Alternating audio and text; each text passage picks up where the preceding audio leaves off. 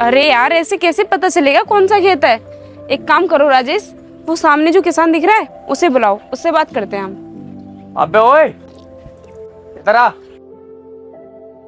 इसकी इतनी हिम्मत कि ये गरीब किसान हमें एटीट्यूड दिखा रहा है। अबे ओए, सुनाई नहीं दे रहा तुझे? इधर आ। देखना मैडम, कितना एटीट्यूड है इसके अंदर, कितने आराम आराम से आ रहा है आपको, और हमें तो कुछ समझ ही नहीं रहा है। हाँ जी मैडम। किस बात का एटीट्यूड दिखा रहा है तू हमें? अभी मैंने तुझे आवाज लगाई, आया क्यों नहीं? मैडम आ तो गया, बताओ क्या काम है? तू हमें इतना बता दे कि यहाँ पे निरंजन जी के खेत कौन से हैं?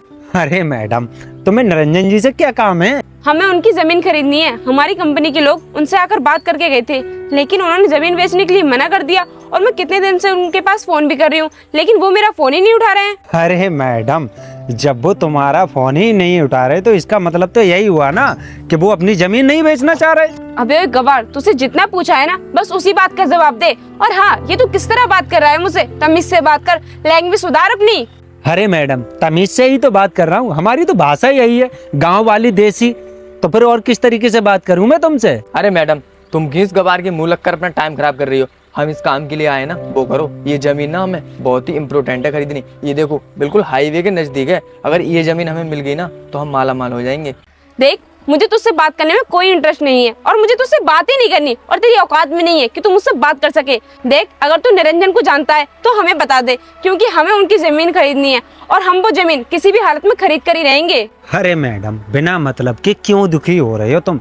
जब उन्होंने एक बार में मना कर दिया कि अपनी जमीन नहीं बेच रहे तो नहीं बेच रहे, क्यों पीछे पड़े हुए हो? जाओ चुपचाप अपने घर, नहीं बेच रहे वो अपनी जमीन। अबे तू है कौन जो हमसे मना कर रहा है कि वो जमीन नहीं बेचेंगे? तू यहाँ पर मामूली से नौकर होगा और इस खेत में मजदूरी करता होगा। और तू एक बार ना मुझे निरंजन जी को मिलने दे, उसके बाद तुझे बताती हूँ कि हम लोग कौन है, और तुझे तेरी औकात भी दिखाएंगे। और जब वो मुझे मिलेंगे ना तो उनसे कहकर मैं तुझे तेरे काम से भी निकलवा दूंगी। अच्छा मैडम, तो आप मुझे काम से निकलवाओगे ना?